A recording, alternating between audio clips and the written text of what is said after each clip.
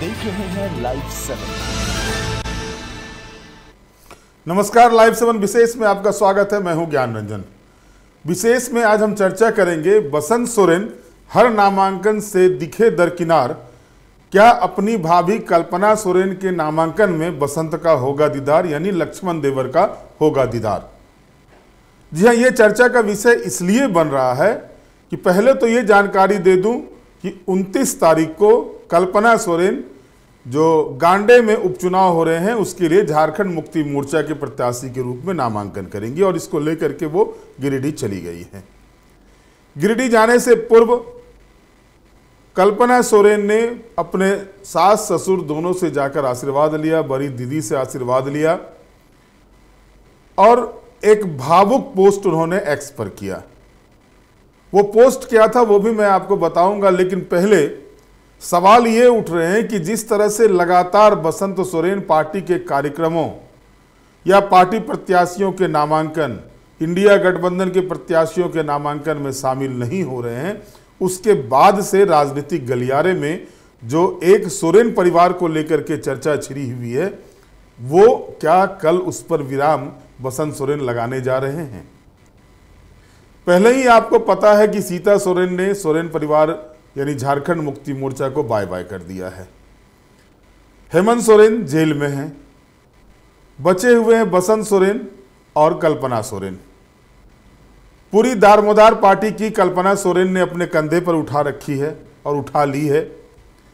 4 मार्च को कल्पना सोरेन की सक्रिय राजनीति में एंट्री होती है गिरिडीह के मैदान से, गिरिडीह से, और उसके बाद कल्पना उड़ान भरती है मुंबई से दिल्ली, और दिल्ली के बाद जिस तरह से राष्ट्रीय स्तर के नेताओं को उन्होंने झारखंड उलगुलान महारैली में आमंत्रित करके एक सफल रैली 21 अप्रैल को जो किया उन्होंने, और उससे कान खड़े हो गए हैं विरोधी दल के भी। लेकिन वहां भी बसंत सोरेन दिखाई नहीं दिए, बसंत सोरेन वहां भी नजर नहीं आया, और उसी दिन से ये चर्चा का बाजार बना हुआ है। चर्चा आम है बसंत सोरेन को लेकर। आखिर बसंत सोरेन, क्योंकि गुरुजी के परिवार में अब जो है सो जो स्थिति बनी हुई है, बसंत सोरेन को ही सब कुछ संभालना है। कल्पना सोरेन पार्टी की कमान अपने हाथ में लेकर आगे बढ़ रही है, और एक जो हेमंत सोरेन के जेल जाने के बाद बीच के दिनों में जो एक खाई उत्पन्न हुई थी झारखंड मुक्ति मोर्चा के भीतर, उसे जो है सो 1 महीने के भीतर ही कल्पना सोरेन ने उस खाई को पाट दिया है। इसमें कोई दो राय नहीं है। 31 जनवरी को हेमंत सोरेन जेल जाते हैं। 31 जनवरी को हेमंत सोरेन ईडी गिरफ्तार करती है उनको, और उसके बाद 4 मार्च को, यानी सिर्फ अप्रैल का महीना जो 29 दिन का था और 4 दिन इधर, यानी 1 महीने के जो समय थे, 1 महीने के बाद कल्पना सोरेन एंट्री करती है। और एंट्री करने के बाद ताबड़तोड़ जिस तरह से पहले गिरिडीह, फिर साहेबगंज, फिर अन्य जगहों पर, मुंबई में जो रैली हुई, जो राहुल गांधी की यात्रा थी, न्याय यात्रा, उसके समापन के कार्यक्रम में वो शामिल होती हैं। फिर आम आदमी पार्टी के द्वारा जो दिल्ली में बुलाया जो जनसभा होती है, जो रैली होती है, वहाँ कल्पना सोरेन शामिल होती हैं।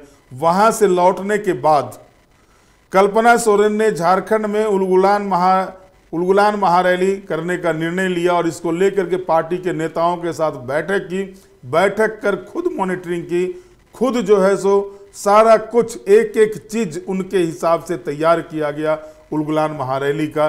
पार्टी के कार्यकर्ताओं ने भी पूरा समर्थन दिया कल्पना सोरेन का। लेकिन जब मंच पर बसंत सोरेन नहीं आते हैं, गुरुजी मंच पर उपस्थित रहते हैं, और जब बसंत सोरेन मंच पर नहीं आते हैं तो सवाल उठते हैं। यह सवाल कई चीजों को जन्म देता है कि क्या गुरुजी के परिवार में सब कुछ ठीक नहीं चल रहा है। हालांकि यह भी मान के चलिए कि जब तक गुरुजी का टैग लगा हुआ है तभी तक अभी बसंत उस तरह से राजनीति में परिपक्व नहीं हुए हैं कि वो हेमंत की तरह गुरुजी की विरासत को संभाल सके। इसमें कोई दो राय नहीं है। पहली मर्तबा विधायक बने हैं, पहली मर्तबा मंत्री बने हैं। अभी संसदीय व्यवस्था की जानकारी लेनी, संसदीय परंपराओं की जानकारी लेनी आवश्यक है उनको। संगठन को किस तरह से चलाया जाता है वो सीखना होगा, वो देखना होगा। हेमंत सोरेन ने जिस तरह से गुरुजी से कमान मिलने के बाद पार्टी का परचम झारखंड में फैलाया, इससे कोई इनकार नहीं कर सकता है। 18 विधानसभा सीट वाली झारखंड मुक्ति मोर्चा को बसंत सोरेन ने अपने कंधे पर लेकर 30 विधायकों वाली पार्टी बनाया और नतीजा है कि आज झारखंड मुक्ति मोर्चा और कांग्रेस गठबंधन की सरकार है। सारी रणनीति उस समय जो 2019 के चुनाव में हुए थे, वो सारी रणनीति हेमंत सोरेन ने तैयार किए थे और हेमंत की रणनीति के आगे भाजपा की रणनीति पूरी तरह से फ्लॉप साबित हुई थी। यहां तक हुआ कि उस समय के सीटिंग सीएम जो थे रघुवर दास, वो भी चुनाव हार गए थे। वजह जो भी रहा हो रघुवर दास के हारने का, लेकिन चुनाव हारे थे। तो जो एक रणनीति हेमंत के द्वारा बनाई जाती थी सांगठनिक रूप में, सत्ता में रहते हुए, इन सारे चीजों को जिस तरह से जिन मुद्दों को लेकर के हेमंत सोरेन आगे बढ़ रहे थे, उन मुद्दों को पूरी तरह से कल्पना ने अपने आंचल में लिया है और आंचल में लेके जनता के बीच वो परोस रही हैं उसको। मुद्दा चाहे सरना धर्म कोड का हो, मुद्दा चाहे ओबीसी को आरक्षण देने का, 27% आरक्षण देने का हो, मुद्दा चाहे स्थानीय नीति का हो, 1932 आधारित स्थानीय नीति का, हर उस मुद्दे को वो टच कर रही हैं। सर्वजन पेंशन योजना जो शुरू की गई थी हेमंत सोरेन की सरकार के द्वारा, उसे जिस तरह से चाईबासा में उन्होंने जिस तरह से जनता से पूछा था, जब जोबा मांझी के नामांकन में शामिल हुई थी और उसके बाद जो जनसभा हो रही थी, तो कल्पना सोरेन हर उस चीज को, हर उस बिंदु को लेकर आगे बढ़ रही हैं जिस बिंदु को हेमंत सोरेन ने उजागर किया था, हेमंत सोरेन तैयार किए थे। और उस हेमंत सोरेन की तैयारी को जब वो चुनाव के समय उसे जनता के बीच परोसते, उस बीच में उनको जेल जाना पड़ता और उसके बाद कल्पना जब कमान संभालती है, तो उन विषयों को, उन मुद्दों को वो जनता के बीच बड़े सलीके से परोस रही हैं। लेकिन परिवार के भीतर ही अगर सपोर्ट नहीं मिलता है, क्योंकि सीता सोरेन अलग हो गई हैं और सीता सोरेन लगातार हमलावर हैं कल्पना सोरेन पर, खास करके गुरुजी के विषय में वो कुछ नहीं बोलती हैं। उन्हें भी पता है कि गुरुजी का विरोध करके वो दुमका में टिक नहीं पाएंगी। दुमका में चुनावी जंग में टिकने के लिए उनके मुंह से गुरुजी के खिलाफ एक भी शब्द नहीं निकलेगा, तभी वो टिक सकती है और इसको बखूबी सीता सोरेन जानती हैं।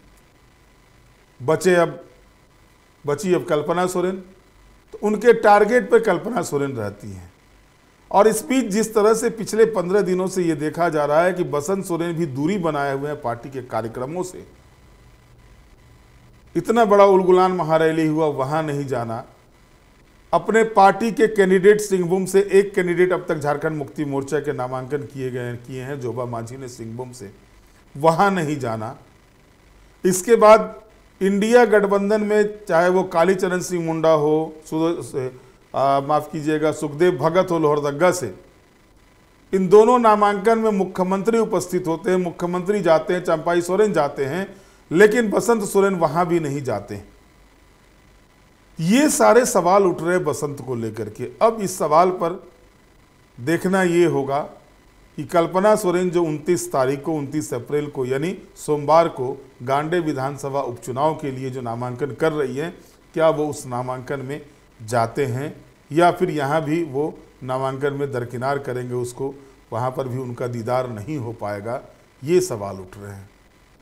हालांकि इस बीच पार्टी की ओर से जो नामांकन को लेकर प्रेस ब्रीफिंग जारी की गई, प्रेस वक्तव्य दिया गया, उसमें साफ तौर पर कहा गया है कि कल्पना सोरेन 29 तारीख को नामांकन करेंगी और इसको लेकर के वो आज ही यानी 28 तारीख को ही शाम हेलीकॉप्टर से गिरिडीह जाएंगी और गिरिडीह में वो पहले उनका कार्यक्रम था मंदिर में पूजा अर्चना करने का, लेकिन उनके चाचा ससुर के निधन हो जाने के बाद से वो उन सारे कार्यक्रमों को स्थगित कर दी हैं और अब जो है सो सीधे वो नामांकन करेंगी और उसके बाद वहीं पर एक चुनावी सभा को भी संबोधित करेंगी और कार्यक्रम में उनके साथ मुख्यमंत्री चंपाई सोरेन और बसंत सोरेन भी रहेंगे।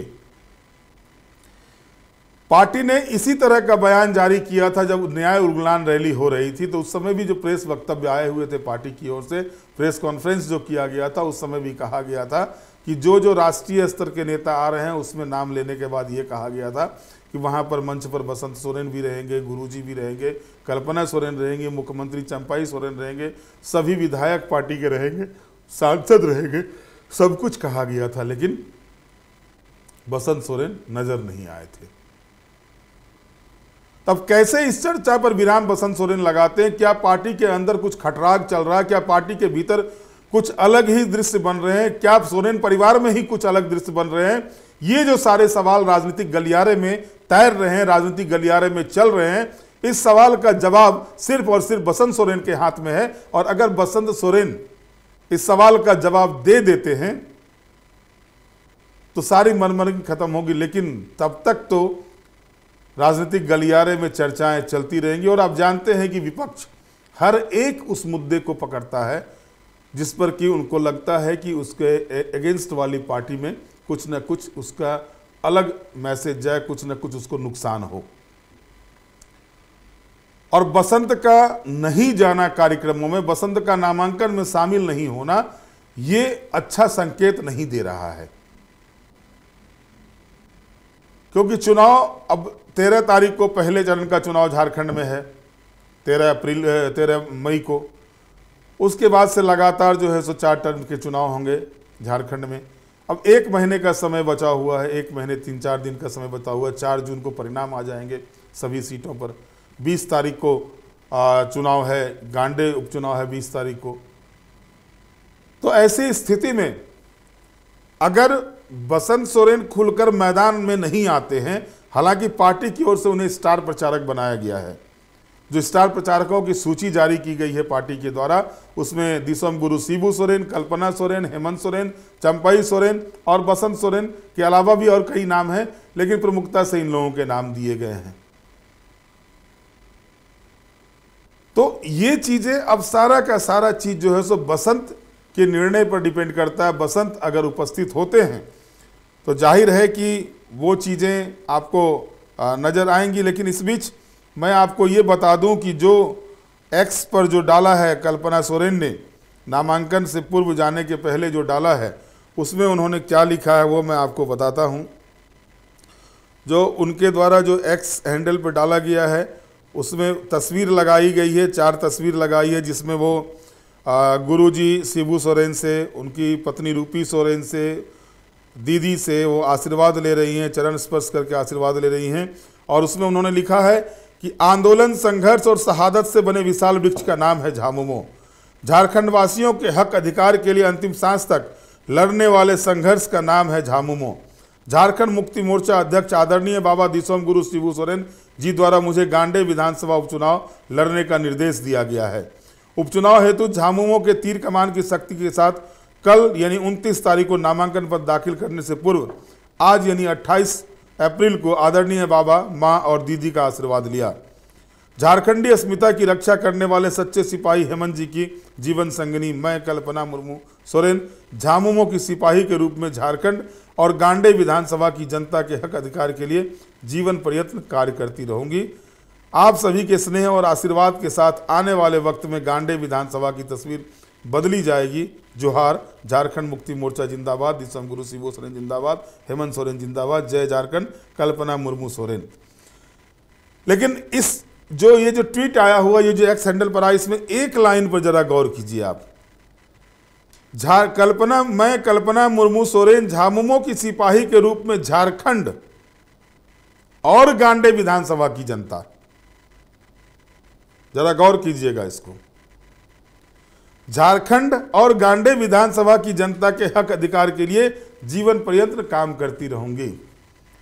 अब इस झारखंड को जोड़कर गांडे के साथ, गांडे की जनता के साथ झारखंड को जोड़कर क्या संदेश देना चाहती है कल्पना सोरेन, ये तो वही जाने। लेकिन सवाल यही उठते हैं कि जो गुरुजी के पार्टी में जिस तरह से हेमंत सोरेन के जेल जाने के बाद जिस तरह से राजनीति में भी जो एक स्पार्किंग था झारखंड मुक्ति मोर्चा का, वो स्पार्किंग अभी चुनाव में उस तरह का नहीं दिख रहा है। विधायक जो है सो वो पार्टी के निर्देश से इतर जाकर के अपने ही कैंडिडेट के पीछे ताल ठोक रहे हैं, चाहे वो चमरा लिंडा हो या लॉबिन हेम्ब्रम हो या जेपी वर्मा हो। जो नेता हैं, विधायक हैं। तो सवाल उठ रहे हैं कि क्या हेमंत सोरेन के नहीं रहने से, हेमंत सोरेन की अनुपस्थिति में पार्टी के अंदर में जो मजबूती दिखनी चाहिए थी, जो चीजें होनी चाहिए थी लोकसभा चुनाव को लेकर, जो रणनीति तय होनी चाहिए थी, क्या उस रणनीति में कोई कमी हो रही है? आखिर बसंत सोरेन क्यों नहीं अग्रिम पंक्ति में आकर के इस चुनावी रणनीति में अपने आप को आगे करते हैं? ये भी सवाल उठ रहे हैं और इस सारे सवालों का जवाब जो है सो अब देना है बसंत सोरेन को। बसंत सोरेन ही इसका जवाब दे सकते हैं। बहरहाल जाहिर है कि कल्पना सोरेन नामांकन करेंगी और उसके बाद वहां से भारतीय जनता पार्टी के गांडे से दिलीप कुमार वर्मा वहां से कैंडिडेट है। दिलीप कुमार वर्मा झारखंड विकास मोर्चा में थे और अभी जब बाबूलाल मरांडी पूरी पार्टी के साथ भाजपा में शामिल हुए तब वो भाजपा में आए हैं और उसके बाद उनको देने के पीछे जो भाजपा का तर्क आता है, भाजपा के द्वारा देखा जा रहा है कि वहां पर कुशवाहा मतदाता की संख्या अच्छी है गांडे में, लेकिन ये भी सच्चाई है कि अल्पसंख्यक मतदाता भी 27% करीब है, आदिवासी मतदाता भी अच्छी खासी संख्या 20-22% है, एससी मतदाता, शेड्यूल कास्ट के मतदाता भी की भी संख्या बहुत अच्छी खासी है वहां पर। तो जाहिर तौर पर यह देखा जा रहा है कि जो लड़ाई होने जा रही है दिलीप कुमार वर्मा वर्सेस कल्पना सोरेन के द्वारा, ये लड़ाई कौन सा रूप लेती है, क्योंकि ये चुनौती है झारखंड मुक्ति मोर्चा के लिए भी, ये चुनौती है चंपाई सोरेन के लिए भी और ये चुनौती है बाबूलाल मरांडी के लिए भी, क्योंकि वहां से बाबूलाल मरांडी ने अपने सहयोगी को, जो उनके उस समय के सहयोगी रहे जब वो भाजपा छोड़ दिए थे, उनको आगे किया है, टिकट दिया है, जबकि उनको पिछले चुनाव में मात्र दिलीप कुमार वर्मा को 8000 वोट आए हुए थे। तो जाहिर तौर पर अब देखना होगा कि भाजपा का वोट अगर उनको मिलता है और आजसू जो समर्थन कर रही है, क्योंकि आजसू के जो बैठा वहां से उम्मीदवार थे अर्जुन बैठा, उनको भी 10,000 से ज़्यादा वोट आए हुए थे वहां पर पिछले चुनाव में। तो अगर इन सारे वोटों को मिलाते हैं तो एनडीए भी कमज़ोर वहां पर नहीं दिख रहा। भाजपा, जेवीएम और आजसू के वोट को मिलाते हैं, लेकिन आप देखेंगे तो सरफराज अहमद जो हैं सो वो भी चुनाव जीते थे, वहां से चुनाव जीते थे सरफराज अहमद, और उन्होंने पटकनी दी थी उस समय जेपी वर्मा को, जो अभी झारखंड मुक्ति मोर्चा में है और कोडरमा संसदीय क्षेत्र से निर्दलीय ताल ठोके हुए हैं चुनाव लड़ने के लिए। तो अब गांडे से अगर निर्दलीय चुनाव लड़ते हैं, माफ कीजिएगा, कोडरमा से अगर निर्दलीय चुनाव लड़ते हैं जेपी वर्मा, तो क्या गांडे में वो हेमंत के साथ या झारखंड मुक्ति मोर्चा के साथ दिखेंगे? ये भी सवाल उठ रहे हैं, क्योंकि उनकी नाराजगी साफ तौर पर देखी जा रही है। अब देखना है कि ये सुदीप कुमार सोनू जो गिरिडीह के विधायक हैं, वो लगातार इस चीज़ को लेकर के वहाँ पर पूरी मेहनत कर रहे हैं, पूरी लगन के साथ मेहनत कर रहे हैं।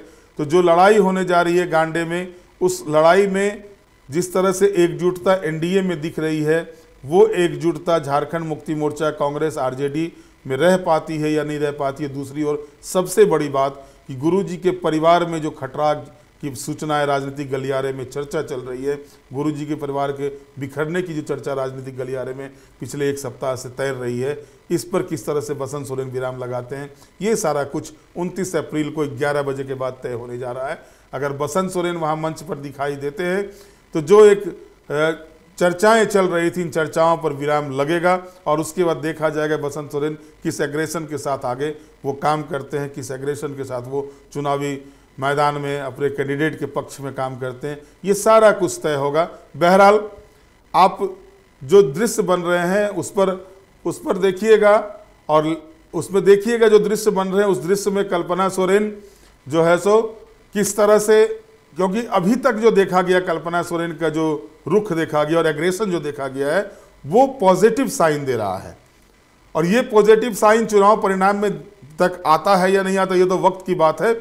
लेकिन कल्पना सोरेन ने अपने कंधे पर जिस तरह से झारखंड मुक्ति मोर्चा की बागडोर को ली है और उसके बाद से उलगुलान रैली, उसको कह सकते हैं उलगुलान रैली की सफलता इस बात की ताकीद करता है कि कल्पना सोरेन के नेतृत्व में लोग को भरोसा जगा है, कार्यकर्ताओं को भरोसा जगा है।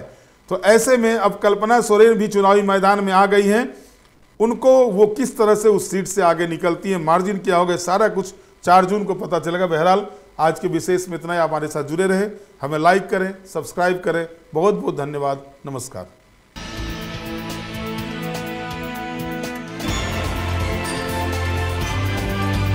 आप देख रहे हैं लाइव 7।